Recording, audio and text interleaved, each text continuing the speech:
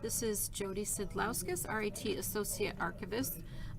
Today is October 17th, 2015, and we are here for RIT's Brick City Homecoming Weekend, and we are honoring RIT's class of 1965 for their 50th anniversary from graduating from RIT. And these are students that went to RIT on their downtown campus. And today, at this time, I have with me is Linda Thomsen. Welcome, Linda. Thank you. And thank you for joining us. I want to start by asking you, how many years were you at RIT as a student? I was here for all 4 years. Okay, so 61 through 61 to 65. Okay. And where did you grow up?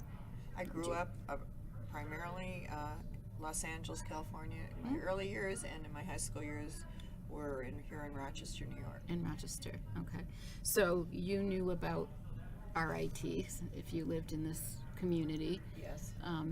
Did you look at any other schools when you were Yes. preparing for college? I looked at three.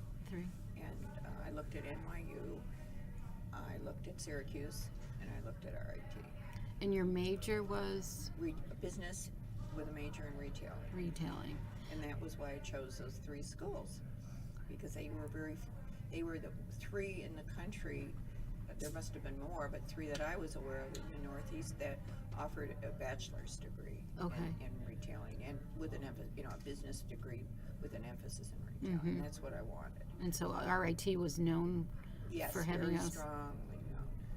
And its presence in Rochester, and I always, working in high school and in college in a major department store here in Rochester, was very aware of students who co-opt, even though I was still a student myself at the time, so I was aware of it, but I really wanted to go away to school for the experience. And finances also were a great emphasis in staying here in Rochester. So And your decision and where to go. well, and the major decision that kept me here for RIT was that they offered me a full scholarship. Oh. Except for my books, and that was very important because I had a single mother, divorced mother, and I had a younger brother, and I had to work while I was in college. So and that's why I couldn't. When the reality sunk in these other schools, which also meant living away from home, I realized it was a fantasy and it wasn't going to happen. So RIT was not a last resort, but there were so many factors that just directed me to going to school here. Sure. So a full scholarship. Yes, there was a program. There was some scholarship. I didn't even apply for it. Oh, I applied for something. I can't. It's been too many years ago, but and I didn't know about it. And because I had a single mother and who didn't have any income to send me to college, they came back and said, we're offering you have to maintain a certain grade point average, and we're offering you a full 4 years of scholarship, as long as you maintained your, whatever the GPA was at the time that they wanted. It had to be, a dean's list area. And so that was wonderful for me. And I was so appreciative of, and it was geared to somebody who was going into the retail school of business. So it was specifically for that. And so I was just thrilled. So that's how I came to RIT. That's phenomenal. Wonderful. Okay, so you obviously lived at home while you were taking classes? Did. And I took a bus to school here every day. And home, or I went from here to Sibley's, which is was a major department store. It's now Macy's. Downtown, which was still the retail center in the 60s, not the suburbs. And so I worked 2 nights and Saturday there, and I went to school full time and studied.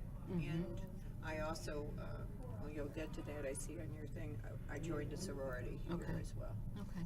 And classes were primarily during the day for you? They were all day. All day classes.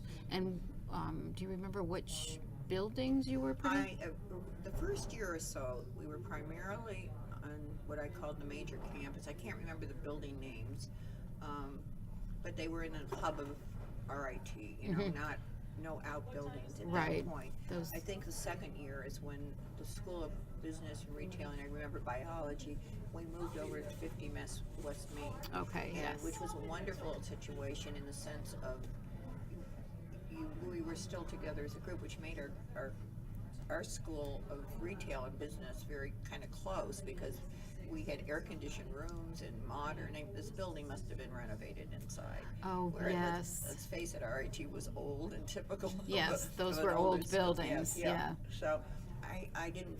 I mean, I'm sure there were usually. I think I can't remember, but within the week or something, I found myself back over in the main campus. But I think it was more for a class here and there. And that was it. So the direction of at least the last 2 years was more on the Main Street side. The 50 West Main. Yeah. Okay. Yes. With an elevator. You didn't have to. With an elevator and air conditioning. Oh my goodness, you were in heaven. Yes.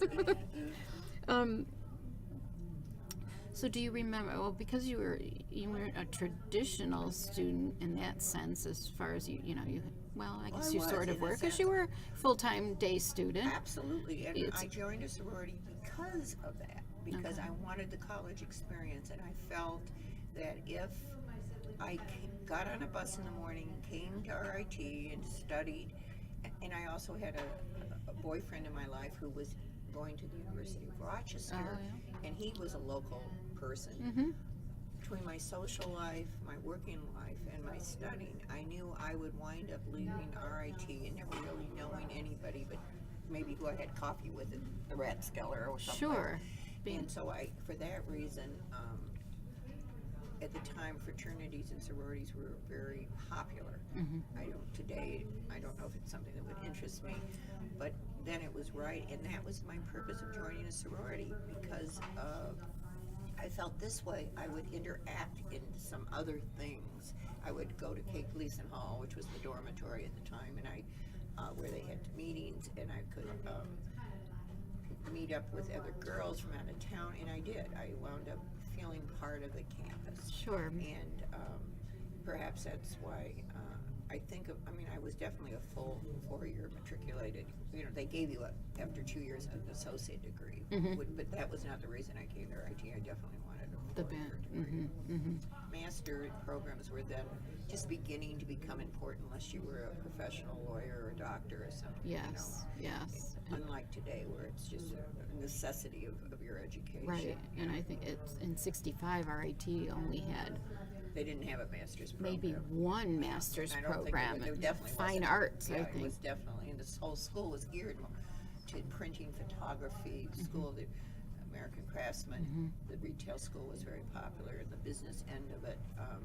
But I think, and even interior design, which I thought we took the same college courses, but the fluff courses I tried to stay away from in that because I felt it was dated. The fashion merchandising, it was over the minute you walked out of the room. It becomes history. So right. I tried to gear my education more towards the business end of it because I felt that I could also cross-train myself into something else because retail is still a part of the total marketing process. So consequently, I didn't know.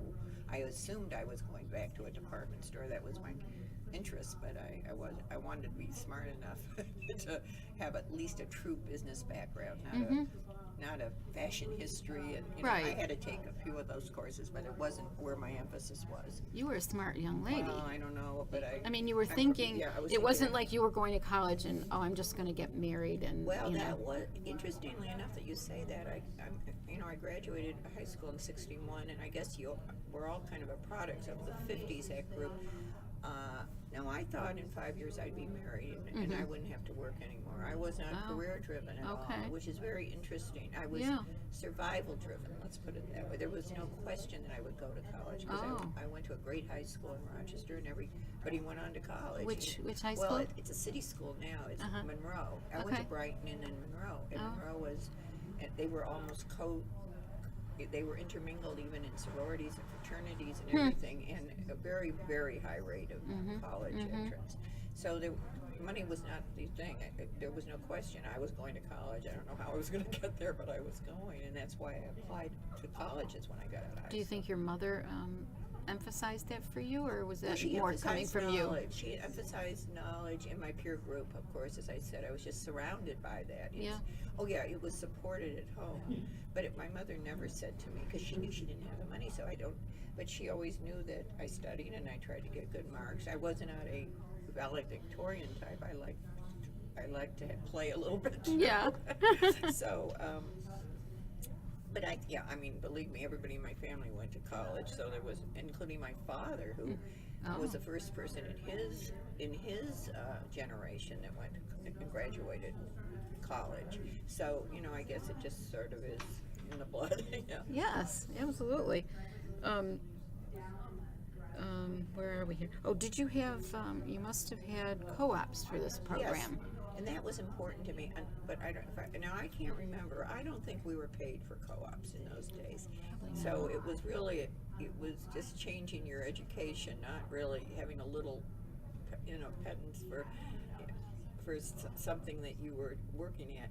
I had worked through high school at Sibley's. They knew me, so. When I was in college, obviously I chose Sibley's because it was, and this was not my it was my personal belief, but just based on facts, it was the largest volume department store between New York City and Cleveland, Ohio, and it had if you didn't sell as a manufacturer, if you didn't sell Sibley's, you really didn't have the biggest distribution you could have. So that's where I wanted to be in those days, and so I went back there for my co-ops, and they gave me some much more interesting co-ops, I think, than they may have given somebody who had never sold or anything, because the whole belief was if you have to stand on that selling floor and sell, even though that wasn't your ambition in life. Yeah. In order to realize what retail was truly about. Ultimately, it's what goes out the cash register, no matter what happens behind the scenes. But I was fortunate enough to be able to be head of their college board, by a woman who was a vice president, who became very instrumental in my life over the years. I worked in their fashion office, and did all their fashion shows in their Tower restaurant in those days. That was where mothers took their little girls up to the Tower restaurant. So I can't remember all my co-ops, but I remember those two particular because they were so diverse from what I did sewing when I worked part-time. Do you remember one of the other people from your class that I was speaking with mentioned how their co-op was set up where you did like a whole quarter at the co-op and then you went back to classes and then you did co-op. Are they saying simultaneously? No, exactly. It was alternating. Every other. That's how you did it too. It was a nice breakup. Okay. Yeah. So, but there was no money, and I believe I continued to work for Sibley's because they didn't pay me for the co-op part. So Okay. I think I was putting in a little more. Doing that for your money, yeah, sure. Because I still had a department. Because I could remember I was selling in the ladies' dress department, and I had just taken a class here on textiles, and it must have been in my brain. And a customer walked into the store, and instead of just selling the dress based on what you could see with your eye, I was starting to tell them how polyester had just been discovered in those years. And I remember the rep from DuPont coming in and telling us at Sibley's all about it, and I had just taken a course from somebody here at RIT about textiles, and I gave my whole spiel to this customer. Well, and I was probably hired at 75 cents an hour. I mean, this is what I was making. And this turned out it was a person who was head of home economics for something in Rochester. And she was so impressed with my spiel on the textiles that I had just learned from here at RIT that I got a raise to $1 an hour. So you never know. Wow. But that was not my career ambition. But, but it shows you use it. You used your skills. Yes. Something I just learned. Let's put it Absolutely. that way. So that's how they did it. They alternated. Okay. And do you have any memories of Edwina Hogadone? Very much so. Yes. I was fortunate enough to be selected as one of 4 students who went to New York their senior year. It was sponsored by all the stores, McCurdy's, and they chose. And I don't know how it was chosen to this day. it was not all based on academics. I mean, I don't think the four of us were the smartest in our class. But I got a call over the holiday recess that I had been selected to represent RIT along with 3 other students, and we spent almost a week in New York. And Hagedorn and Rena, well, how do you pronounce her last name? Hogadone, yeah. Hogadone. We were her guests at the top of the Stauffer building, the top of the Sixes, and we sat up there, and I had never been to New York ever in my life. Yes. And I think we took the train. I don't think we flew, and it was a wonderful experience. It was a week convention at the New York Hilton, and to this day, the speaker was I forgot his first name, Galbraith. He was a top. He was an economist, and he spoke for president. Maybe he was the top economist at the time. And, But I was not that I had that much of that was not my favorite course here, but I was just fascinated by the whole thrill of going to New York. Oh, yes. The stores for the search time and going to the top of the Sixes with the dean of retail. Yes. And business. So yes. And so there was 4 women, young women. No, 2 men. 2 men as well. Bob Barlow, who's here at the reunion, he was one. The other was Bob Roth, who couldn't come. He lives in Florida. And the other was Kathy Courtney, who I thought was coming, but I haven't seen her since I graduated. But since I was on the committee, she had responded that she would put it down, but I guess she obviously had a conflict. So the 4 of us. Okay. And so the two fellows had their room and 2 girls, and we had a wonderful, wonderful week. And one interesting story I just told you all about by selling in the dress department at Sibley's. They assigned me, one of the treats was one day you were assigned a day in the ready-to-wear market with a buyer, of course from McCurdy's, because that they were sponsoring this trip. Sure. And we're sitting in a showroom, and it turns out that with a very lovely young, someone probably 6-7 years older than I was at the time, and she's sitting there planning her advertising for McCurdy's, and I opened my mouth and said, "Oh, where I work, we carry these dresses too." And she said, "Where do you work?" And I said, "I work in the dress department at Sibley's." And this gal and her husband became very good friends of mine, and we always chuckled about that experience when I was there for RIT, that she's dragging me through her market. It's like, the old saying, Macy's doesn't tell Gimbels. Well, here I am, McCurdy's doesn't tell Sibley's. Major competitor. Yes. Yeah. Oh, that's interesting. So it was a lovely week. Yes. Yeah, so yes, I do remember her very much. So. And do you is this something they did every year for? I don't know. I didn't even know about it. Yeah. I was very honored. I mean, it was such a thrill for me. I told you, Penny, I didn't have a lot of money, so the chance to go to New York and go City to the market and see, fashion, because that was what I wanted to get into, was buying. Which at that time, in those years, it must have been just years later, phenomenal. I couldn't wait to get out of that market. I was there 75 days a year for many years. But that was my first glimpse of it, thanks to RIT and McCurdy's. Wow, that's a great story. Yeah. Thank you. What was I going to ask you? Oh, do you have a sense of? You mentioned that 2 of them were males that went in the program. What the male to female ratio was in the retailing? There seemed to. I'm sure there were probably more. Well, I don't know. It seemed so equal. It didn't seem like we were all women. And I think we probably shared some classes with Dr. Fram, who was a marketing. He was wonderful. Dr. Eugene Fram. He was very instrumental in my appreciating what I was getting into. He really, his marketing classes were phenomenal, and I think that I saw a lot of males in our classes. I don't know if they were just part of the business administration, because we were all had to take those courses. Sure. It was the only time we separated was when there were specialties, that were specific for retail.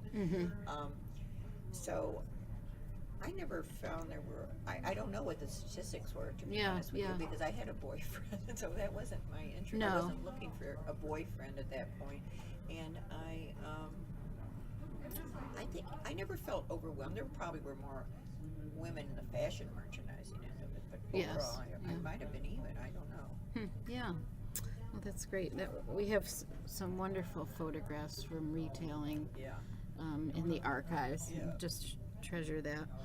Um, I wanted to get a sense from you of seeing that you grew up in Rochester. Part of your life was in Rochester, and we've heard a lot about the what Rochester was like as a city during those 1960s, the early 1960s. We've heard, well, of course, there was the racial riots in the summer of Yes. '64. Oh, absolutely. With the curfew, you had to be in at a certain time. I remember my boyfriend and I would sit outside in front of my house, Uh-huh. and until we had to watch, and we'd have to, You'd have to watch the we'd have to time watch the time, yeah. and be in It at a was scary. certain You know, time. it was scary, but I wasn't scared because and at the time I lived in the Park Avenue area, which is considered city, but it wasn't obviously the Joseph Avenue area, which was the inner city. Where, yeah. But, when you think in terms of mileage, it wasn't that far away. No.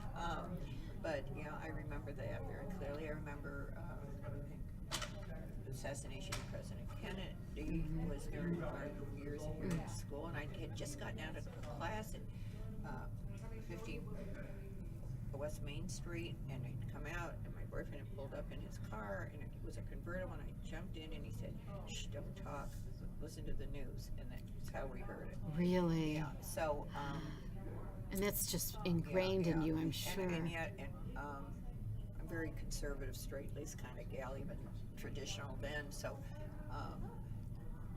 being at the beginning of the Vietnam War, I was not an activist or a flower child or any of that kind of stuff. Very, very traditional, go by the book, do what you're told, Right, kind of thing. right, I was not a, Yeah. Today you admire people who are more activists in their interests, but I kind of do my things quietly. Yes, Yeah. yeah. But I think that's from growing up in the 50s. And, Yes. and that was still the That was how we were taught. exactly, yeah. Do everything properly. Right, Yeah. right. Yeah. And not really to Don't speak up so Yeah, much, but exactly. be seen and not In fact, I was heard. very And anti-feminism in the beginning because even though I had a career, I felt it was almost a negative because you're still dealing with people who are raising families in the traditional manner in those days, and I was crossing over, and it wasn't so much by design but by necessity. Yeah. Oh, interesting. Let's see where I wanted to find out from you. First of all, do you remember any of your professors? There was a fellow who was it? I can't remember his name. He was the textile professor. I remember because he was comical. I know Dr. Fram was the one that Really stood out and made a difference there for was you. an average. See, there was a course on display and all that. Those are fun courses, but I called them fluff courses. Because when you go on to work, they're going to teach. They want you to do it their way. Sure. They don't want you to. Yeah, You know, you're not going to use textbook. No, I followed him over throughout the years. I mean, I remember faces. I'm very bad with names. I remember. You can visualize professors, but I don't remember their names. Sure. Yeah. Faces. No, I Dr. can almost see their faces and their body manner, but I don't know who they were. Dr. Fram was here at RIT. I think he just retired. Yes, and he just was a always few years quoted, ago. particularly in the marketing retail. Yes. And he made Anytime, yeah. major changes in retailing from the 60s until today. I mean, Yes. the whole shift to The local news always Yeah. called him for comment. absolutely. And yeah. So Yes. it was kind of nice to know that I had a couple of classes with him. I think throughout the years. Yeah. Yeah. How about President Ellingson? Did you Well, have any? interestingly enough, I met him many years later. My husband, I think I may have mentioned to you, had been on the faculty, basically with the Genesee Valley Skating Club, but he had to teach freshman girls figure skating, and he taught the Ellison's daughter. So I met him later on, and he was just a man that got up in a mic and addressed us as the president of the school. Very, if I remember, a very nice-looking, soft-spoken kind of man, and that's all I knew. He was my president until I met him just in passing many years later on a more personal level. He wasn't a Yes, friend, but I yes. met him in a more social situation. Yes. And you didn't go on to a graduate No, program. I left here and I went to New York. Yes, so tell me about your career once you my left career. RIT. As I told you, I grew up at Sibley's through college and through in high school, and they said to me to go on to New York. If I went to New York, I should go then or wait till I had achieved some prominence in my field. So I said, well, since I couldn't go away to college, I would go to New York. So I went to a department. In those days, you had to have a bachelor's degree to get on an executive training program, and every city had a major department store in their city. You know, you can name them. In every city, there was one or two, and they all required a bachelor's degree. It was to become a buyer, which is a totally different situation today, because it really was a business to be run. It wasn't. Yes. So I went with the Altman, which is actually not in business anymore. And I did interview with a lot of the stores, and I chose them actually based on some mentors at Sibley's who felt I would feel very much at home in that environment. Even though I went to Bloomingdale's and Macy's, and it would have been a wonderful experience. But I chose the Altman, and I was there about a year and a half, and Sibley's called me back for an opportunity. And since I had a boyfriend in Rochester after about a year and a half, almost 2 years, I came back to Sibley's. I worked, there had been a buyer that was out on some type of leave, and I took over her department, and then they made me a buyer when I was about 23 and a half, so I was the youngest female buyer that they ever made. And I bought for Sibley's for many different clothing departments and started up departments for them till I was 30, and I had just gotten married, and not to your boyfriend in college. No. And, I wondered. Consequently, they made me a merchandise manager then, and a merchandise manager is the boss over buying division. Yes. And I had 2 divisions, and I was a merchandise manager for 5 years. And at that point, I had only been married about four and a half years, and I thought I'd like to travel less. I was traveling a lot. I was in New York at least 75 days a year overall, and I was in California a couple of times a year, and I was in Europe, and so consequently, it sounds very glamorous, but when you want a home life of some sort, I had stepchildren, but we shared custody, so it wasn't like I had to be home to cook dinner for somebody every night. But it was getting to the point that I felt I'd like to travel, maybe a little less. So I got a phone call from someone who was a chain of franchise bath and linen stores, and they were headquartered in Rochester. It was a startup company here, and it had grown tremendously. And through that woman who I mentioned to you, who was the vice president of Sibley's, she had done some consultant work for this company, and after her retirement, because she was a dynamic woman, and she mentioned me, and on my background, it had always been fashion and what we call soft goods, not hard goods, which is what any of the things for the home decor would fall into.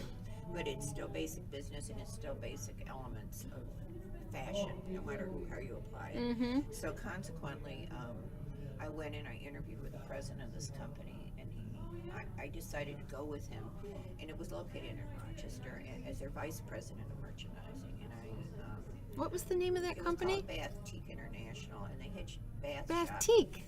Yes. I used to go there as a teenager. Right, exactly. And I wasn't that old. I was only 35 then when I went as their vice president. And but they had stores. Most of the stores those Rochester stores were company-owned stores, which I was ultimately responsible for. They ranged anywhere from 12 to 30, depending. Sometimes they became franchise stores. But I traveled constant. It turned out to be worse than Sibley's in terms of travel. So I was with them for 9 years, and we did a lot of conferences like you're doing here to honor us. We had to do that for our franchisees on a smaller level, and it was all over the country. And I traveled constantly, and I could be gone a week and not know what city I was in, because I was hopping in on a plane, renting a car, driving to a mall, working with the franchise owners. and then coming back and dealing with my own store. So, although I had people who worked for me, I mean, I wasn't at the store level, I was at the corporate level. I decided again